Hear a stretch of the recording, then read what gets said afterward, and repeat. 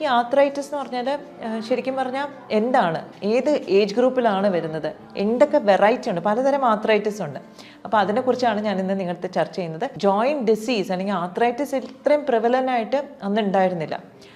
ഞാനൊക്കെ കോളേജിൽ പഠിക്കുന്ന സമയത്താണെങ്കിൽ അവിടെ ഇവിടെയും ഒരു ജോയിൻറ്റ് ക്ലിനിക് ഉണ്ടെങ്കിലായി, അപ്പോഴാണ് ഡെവലപ്പ് ചെയ്ത് വരുന്നത്. നമുക്ക് എങ്കിൽ എത്ര ദിവസം നമുക്ക് റെസ്റ്റ് ചെയ്യാൻ പറ്റും. അപ്പോൾ ഇൻഫ്ലമേഷൻ ഡെഫിനറ്റ്ലി നമ്മൾ അഡ്രസ്സ് ചെയ്യണം. അതിനോടൊപ്പം തന്നെ പതുക്കെ ഇങ്ങനത്തെ കാര്യങ്ങൾ ചെയ്ത് ജോയിൻറ്റ്സിനെ മൂവ് ചെയ്യാനായിട്ട് ശ്രമിക്കണം.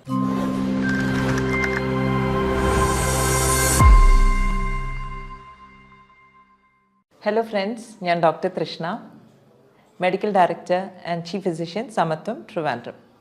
നമ്മൾ പണ്ടൊക്കെ ആൾക്കാർ നടക്കുമ്പോൾ, വഴിയിൽ നടക്കുമ്പോഴത്തേക്ക് നമ്മൾ കുറേ പേരെങ്കിലും വളരെ ആക്റ്റീവായിട്ട്, ഈവൻ പ്രായം കൂടുതലുള്ളവരാണെങ്കിലും വളരെ ആക്റ്റീവായിട്ട്, വളരെ എന്താ പറയുക, എഫിഷ്യൻ്റായിട്ട് നടക്കുന്നതാണ് നമ്മൾ പണ്ടൊക്കെ കണ്ടിരുന്നത്. പക്ഷേ ഇപ്പോൾ കുറേ കാലങ്ങളായിട്ട് നമ്മൾ ശ്രദ്ധിച്ചാലറിയാം, പല ആൾക്കാരും വളരെ സ്ലോ ആവുന്നു, അവരുടെ മൂവ്മെൻറ്റ് സ്ലോ ആവുന്നു. അപ്പോൾ നമ്മൾ ജസ്റ്റ് ഒന്ന് ഒബ്സർവ് ചെയ്താൽ മനസ്സിലാക്കും അവർക്ക് മിക്കവാറും ആർത്രൈറ്റിസിന് അങ്ങനെ എന്തെങ്കിലും ഒരു ഡിസ്കംഫർട്ട് ഉണ്ടാവുന്നു. ഈ ആർത്രൈറ്റിസ് എന്ന് പറഞ്ഞാൽ ശരിക്കും പറഞ്ഞാൽ എന്താണ്, ഏത് ഏജ് ഗ്രൂപ്പിലാണ് വരുന്നത്, എന്തൊക്കെ വെറൈറ്റി ഉണ്ട്, പലതരം ആർത്രൈറ്റിസ് ഉണ്ട്. അപ്പോൾ അതിനെക്കുറിച്ചാണ് ഞാൻ ഇന്ന് നിങ്ങളുടെ ചർച്ച ചെയ്യുന്നത്. പ്രത്യേകിച്ചും എടുത്തു പറയുന്നത് റുമറ്റോയിഡ് ആർത്രൈറ്റിസിനെ പറ്റിയാണ്. എനിക്കൊന്നൊരു 15-20 വർഷം മുമ്പ് വരെ ആർത്രൈറ്റിസ് എന്നൊക്കെ പറഞ്ഞാൽ വളരെ റെയറായിട്ട്, ഒരു 60 വയസ്സ് 70 വയസ്സൊക്കെ ആകുമ്പോഴത്തേക്ക് മുട്ടിന് തേയ്മാനം എന്ന് പറഞ്ഞ് അവിടെ വേദന ഇവിടെ വേദന എന്ന് അമ്മൂമ്മമാരും അപ്പൂപ്പന്മാരും പറയുന്നതല്ലാണ്ട് ജോയിൻറ്റ് ഡിസീസ് അല്ലെങ്കിൽ ആർത്രൈറ്റിസ് ഇത്രയും പ്രിവലൻ്റ് ആയിട്ട് അന്ന് ഉണ്ടായിരുന്നില്ല. ഞാനൊക്കെ കോളേജിൽ പഠിക്കുന്ന സമയത്താണെങ്കിൽ അവിടെ ഇവിടെയും ഒരു ജോയിൻറ്റ് ക്ലിനിക് ഉണ്ടെങ്കിലായി, അപ്പോഴാണ് ഡെവലപ്പ് ചെയ്ത് വരുന്നത്. പക്ഷേ ഇപ്പം ഒരു 15 ഇയേഴ്സ് ഡൗൺ ദ ലൈൻ, ഒരു 20 ഇയേഴ്സ് ഡൗൺ ദ ലൈൻ ഒരുപാട് ആർത്രൈറ്റിസ് ക്ലിനിക്സ്, ജോയിൻറ്റ് ഡിസീസിൻ്റെ ക്ലിനിക്സ് തന്നെ വളരെ വളരെ കോമൺ ആയി വന്നിരിക്കുന്നു. എന്താണ് ഈ ആർത്രൈറ്റിസ്? ആർത്രൈറ്റിസ് എന്ന് പറയുന്നത് നമ്മുടെ സന്ധികളിൽ വരുന്ന ഒരു ഇൻഫ്ലമേറ്ററി കണ്ടീഷനാണ് ആർത്രൈറ്റിസ്. ഇൻഫ്ലമേഷൻ എന്ന് പറയുമ്പോഴത്തേക്ക് ഞാൻ പലപ്പോഴും എക്സ്പ്ലെയിൻ ചെയ്യുന്നൊരു കാര്യമാണ്, നമ്മുടെ സ്കിന്നിലൊരു മുറിവുണ്ടെങ്കിൽ എന്താ സംഭവിക്കുക, അവിടെ വേദന വരും, നീര് വരും, അവിടെ റെഡിഷായിട്ട് വരും, ചുമന്ന് വരും, തുടുത്ത് വരും. അപ്പം ഈ ഒരു പ്രക്രിയ തന്നെ നമ്മുടെ ജോയിൻറ്റിനകത്ത് നടക്കുന്നതാണ് സത്യം പറഞ്ഞാൽ ആർത്രൈറ്റിസ്. നമുക്കിപ്പം സ്കിന്നിൽ വന്നൊരു ഇഞ്ചറി എന്ന് പറഞ്ഞാൽ ചിലപ്പോൾ നമ്മൾ എന്തെങ്കിലും കടിച്ചതാകാം, അല്ലെങ്കിൽ നമ്മൾക്ക് എവിടെയെങ്കിലും തട്ടിയതാകാം. പക്ഷേ ഈ ഒരു സംഭവം എങ്ങനെ നമ്മുടെ ജോയിൻറ്റ്സിനകത്ത് വരുന്നു? പലപ്പോഴും ഇത് നടക്കുന്നത് എന്തുകൊണ്ടാണെന്ന് വെച്ചാൽ, നമ്മുടെ ഒന്നിയിൽ നമുക്കൊരു ഇൻഫെക്ഷൻ വന്ന ശേഷം, പ്രത്യേകിച്ച് ഒരു സ്ട്രെപ്റ്റോകോക്കൽ ഇൻഫെക്ഷൻ അല്ലെങ്കിൽ പല ബാക്ടീരിയൽ ഇൻഫെക്ഷൻസ് ഒക്കെ വന്ന ശേഷം അതിനെ ചെറുക്കാൻ വേണ്ടി അല്ലെങ്കിൽ അതിനെ എഗെയിൻസ്റ്റ് ആയിട്ട് അറ്റാക്ക് ചെയ്യാൻ വേണ്ടിയിട്ട് നമ്മുടെ ശരീരത്തിൽ ആൻറ്റിബോഡീസ് ഉണ്ടാക്കുന്നു.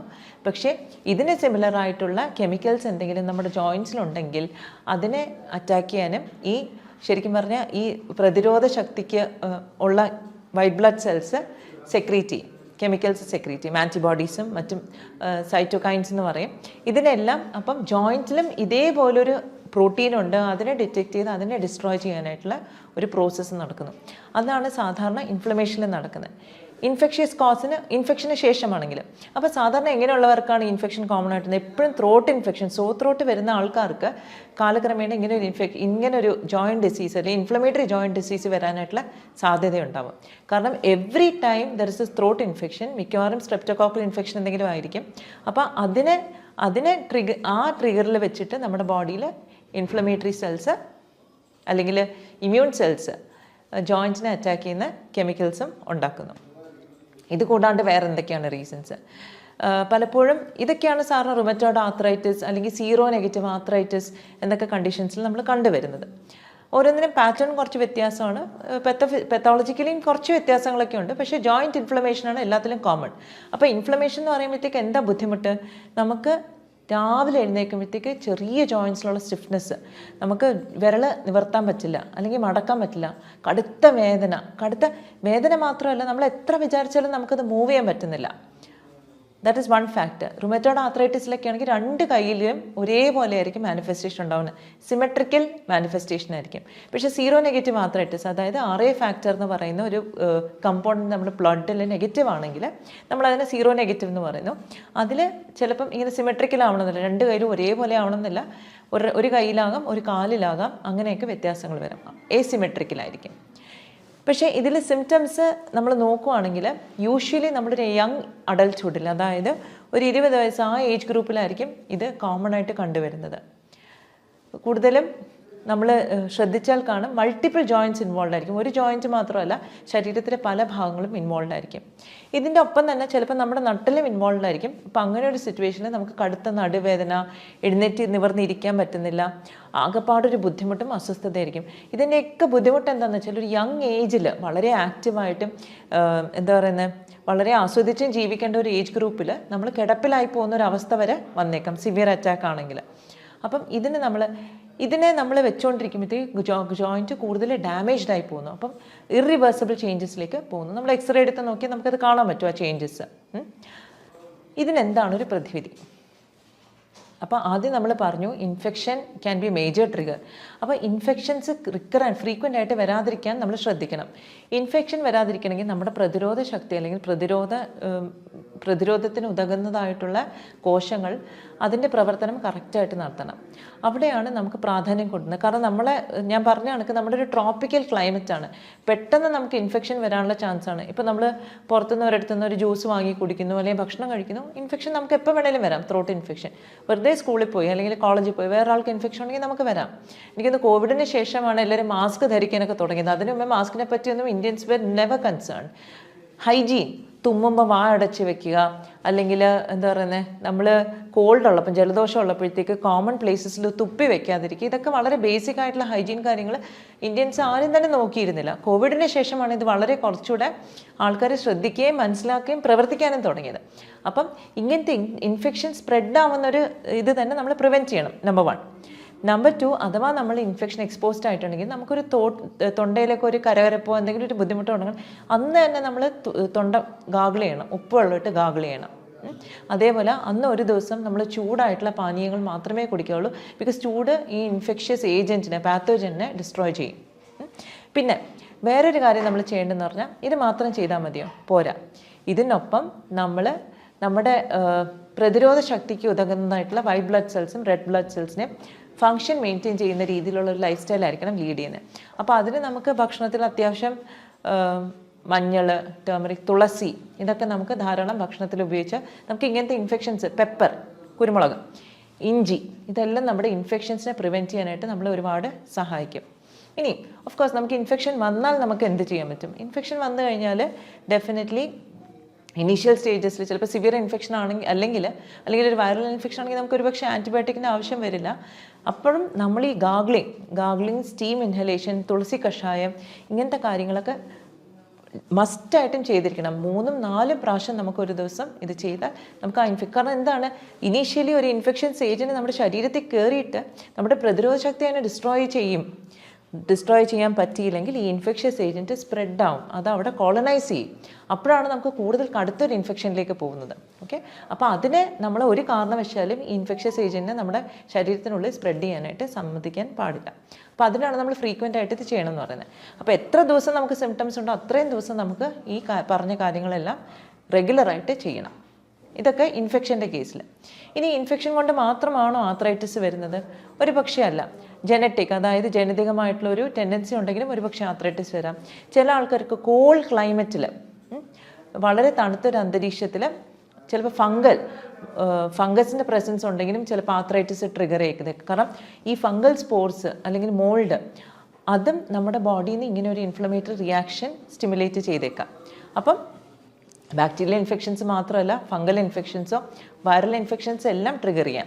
എക്സ്പോഷർ ഉണ്ടെങ്കിൽ മാത്രം കൂടെ ട്രിഗർ ചെയ്യാം. കാരണം ഏതൊരു പ്രോട്ടീനും ഏതൊരു ഫോറിൻ ബോഡിയും നമ്മുടെ ശരീരത്തിൽ കയറിയാൽ അതൊരു ആൻറ്റിജനായിട്ട് കണക്കാക്കി നമ്മുടെ ശരീരത്തിന് എന്തെങ്കിലും ത്രെറ്റ് ഉണ്ടെങ്കിൽ അതിനെ ഡിസ്ട്രോയ് ചെയ്യുന്ന ഒരു ജോലിയാണ് നമ്മുടെ WBC ചെയ്യുക. അത് ന്യൂട്രോഫിൽസ് എന്ന് പറയുന്ന കുറച്ച് സെൽസ് ഉണ്ട്, ഫാഗോസൈറ്റോസിസ് എന്ന് പറഞ്ഞൊരു പ്രോസസ്സ്, ഇതിനെ ചുറ്റി അതിനെ ഡിസ്ട്രോയ് ചെയ്ത് കളയുന്നു. അല്ലെങ്കിൽ ആൻറ്റിബോഡീസ് ഉണ്ടാക്കുന്നു, ലിംഫോസൈറ്റ്സ്, അതും ഇതിനെ ഡിസ്ട്രോയ് ചെയ്ത് കളയാൻ സഹായിക്കുന്നു. അപ്പം ഇങ്ങനെ ഒരു എക്സ്പോഷർ ഉണ്ടെങ്കിൽ തന്നെ നമുക്ക് ചിലപ്പം ഇങ്ങനത്തെ അസുഖങ്ങൾ ട്രിഗർ ചെയ്യാം.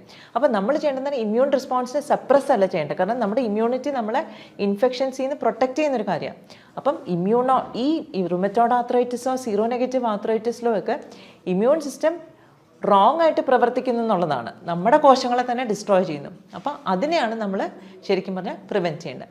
അപ്പോൾ അതിന് വേണ്ടുന്ന ചില ഇൻഗ്രീഡിയൻസ് നമ്മൾ ഡയറ്റിലും ബാക്കി ഇൻക്ലൂഡ് ചെയ്യുകയാണെങ്കിൽ നമുക്ക് ശരിക്കും പറഞ്ഞാൽ ഇത് പ്രിവെൻറ്റ് ചെയ്യാൻ പറ്റും. പിന്നെ ഇതിൽ വേറൊരു ഇമ്പോർട്ടൻറ്റ് കാര്യം എന്ന് പറഞ്ഞാൽ നമ്മുടെ ഡൈജസ്റ്റീവ് സിസ്റ്റത്തിൽ ഒരുപാട് ബാക്ടീരിയ ഉണ്ട്.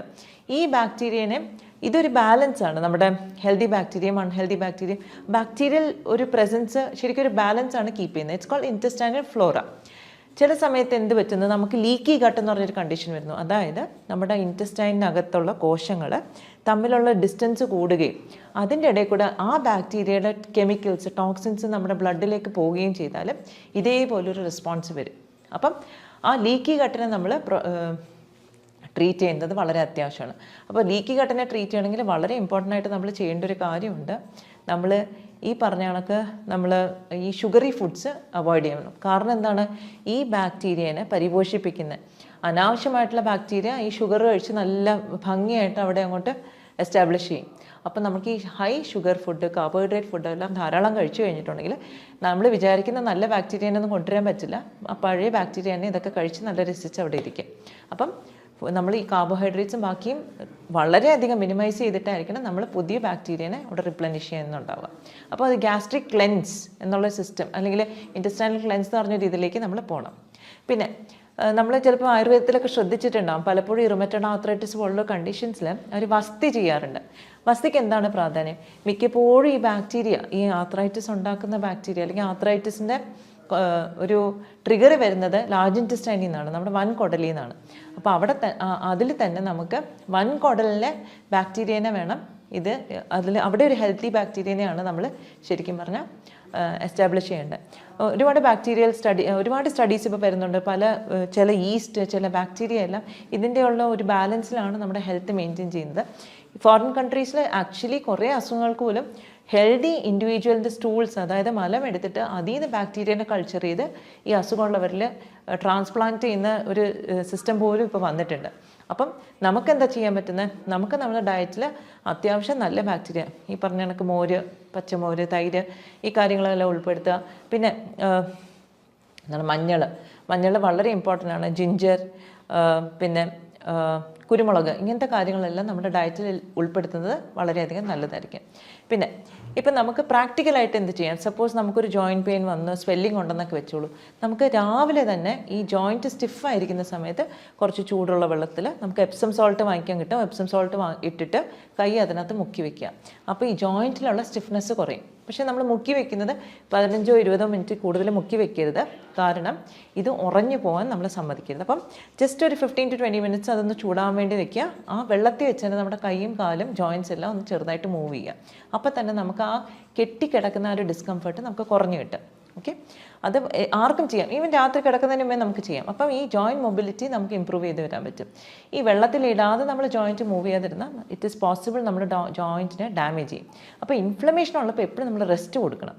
പക്ഷേ നമുക്ക് എങ്കിൽ എത്ര ദിവസം നമുക്ക് റെസ്റ്റ് ചെയ്യാൻ പറ്റും? അപ്പോൾ ഇൻഫ്ലമേഷൻ ഡെഫിനറ്റ്ലി നമ്മൾ അഡ്രസ്സ് ചെയ്യണം. അതിനോടൊപ്പം തന്നെ പതുക്കെ ഇങ്ങനത്തെ കാര്യങ്ങൾ ചെയ്ത് ജോയിൻറ്റ്സിനെ മൂവ് ചെയ്യാനായിട്ട് ശ്രമിക്കണം. പിന്നെ പലപ്പോഴും നമ്മൾ കണ്ടുവന്നിട്ടുണ്ട് റുമറ്റോയ്ഡ് ആർത്രൈറ്റിസ് പോലുള്ള കണ്ടീഷനിൽ ഫാസ്റ്റിംഗ് ഒക്കെ വളരെ എഫിഷ്യൻ്റ് ആണ്. പക്ഷേ ഫാസ്റ്റിംഗ് ചെയ്ത് കഴിഞ്ഞാലും നമ്മൾ നോർമൽ ഡയറ്റിലേക്ക് വരുമ്പോഴത്തേക്ക് ഈ ഷുഗറി ഫുഡ്സും ബാക്കി കാര്യങ്ങളും അവോയ്ഡ് ചെയ്യുന്നതായിരിക്കും നല്ലത്. വേറെ ഇമ്പോർട്ടൻറ്റ് കാര്യം, ഈ കോൺസ്റ്റിപ്പേഷൻ, ലോങ് ടേം കോൺസ്റ്റിപ്പേഷൻ ഉള്ളവർക്കും ഇങ്ങനത്തെ കണ്ടീഷൻസൊക്കെ വരാനുള്ള ചാൻസസ് കൂടുതലാണ്. കാരണം ഈ പറഞ്ഞ കണക്ക് ലാർജ് ഇൻറ്റസ്റ്റൈനിലാണ് നമ്മുടെ ഈ ബാക്ടീരിയൽ ഒരു ഡിസ്ബയോസിസ് വരുന്നത്, അല്ലെങ്കിൽ ഒരു ഇൻറ്റസ്റ്റൈനൽ ഗട്ട് ഡിസ്ബയോസിസ് വരുന്നത്. അപ്പോൾ അതുകൊണ്ട് തന്നെ കോൺസ്റ്റിപ്പേഷനൊക്കെ ഉണ്ടെങ്കിൽ അത് ആദ്യം ട്രീറ്റ് ചെയ്യണം. കാരണം അത് ഇവൻച്വലി നമുക്ക് ഈ ഒരു കണ്ടീഷനിലേക്ക് നമ്മൾ കൊണ്ടെത്തിക്കാൻ സാധ്യതയുണ്ട്. അപ്പം ഇത്രയും കാര്യങ്ങൾ ശ്രദ്ധിച്ചാൽ തന്നെ നമുക്ക് ഈ റുമറ്റോയ്ഡ് ആർത്രൈറ്റിസിന് കുറേയൊക്കെ നമുക്ക് മാനേജ് ചെയ്യാൻ പറ്റും. പലപ്പോഴും നമ്മൾ ഡ്രഗ്സ് ഓഫ് ചോയ്സ് വരുന്ന ഇമ്മ്യൂണോ സപ്രസൻസ് ആണ്. പക്ഷേ അത് നമ്മുടെ പ്രതിരോധത്തെ സപ്രസ് ചെയ്യുന്നതിനെക്കാട്ടിലും നമുക്ക് ആവശ്യത്തിന് പ്രതിരോധം വേണം.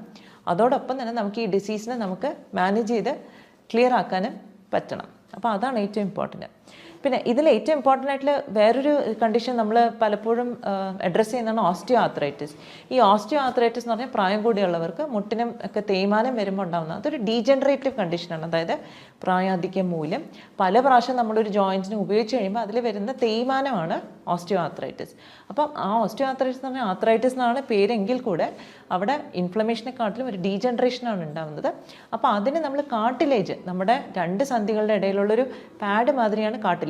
ആ കാർട്ടിലേജിനെ പരിപോഷിപ്പിക്കുന്ന കാര്യങ്ങൾ ഗ്ലൂക്കോസമിൻ, കോൺട്രോയിറ്റിൻ എന്ന് പറയുന്ന കുറേ ഇൻഗ്രീഡിയൻസ് ഉണ്ട്, അതായിരിക്കണം നമ്മൾ കൂടുതൽ കൊടുക്കുന്നുണ്ടാവുക ഫുഡിൽ. അപ്പോൾ അതിൽ വെച്ചിട്ട് നമുക്ക് കാർട്ടിലേജിനെ കുറേയൊക്കെ റിപ്ലനിഷ് ചെയ്യാൻ പറ്റും. പിന്നെ വെയിറ്റ് ഉള്ളവരാണെങ്കിൽ ഈ പറഞ്ഞ റുമറ്റോയ്ഡ് ആർത്രൈറ്റിസ് ആയിക്കോട്ടെ, സീറോ നെഗറ്റീവ് ആർത്രൈറ്റിസ് ആയിക്കോട്ടെ, ഓസ്റ്റിയോ ആർത്രൈറ്റിസ് ആയിക്കോട്ടെ, ഇതിനെല്ലാം ജോയിൻസിനെയും കൂടുതൽ ഡാമേജ് ചെയ്യും വെയിറ്റ് ഉണ്ടെങ്കിൽ. അപ്പോൾ വെയിറ്റ് മാനേജ് ചെയ്യുക വളരെ ഇമ്പോർട്ടൻ്റ് ആയിട്ടുള്ള കാര്യം. അപ്പോൾ ഒബേസിറ്റി ഉള്ളവരെല്ലാം make sure that you manage your weight well and arthritic symptoms will definitely come down. അപ്പം ഇത്രയും കാര്യങ്ങൾ ശ്രദ്ധിച്ചാൽ തന്നെ നമുക്ക് റുമറ്റോയ്ഡ് ആർത്രൈറ്റിസ് ഒക്കെ വളരെ ഭംഗിയായിട്ട് മാനേജ് ചെയ്യാനായിട്ട് സാധിക്കും.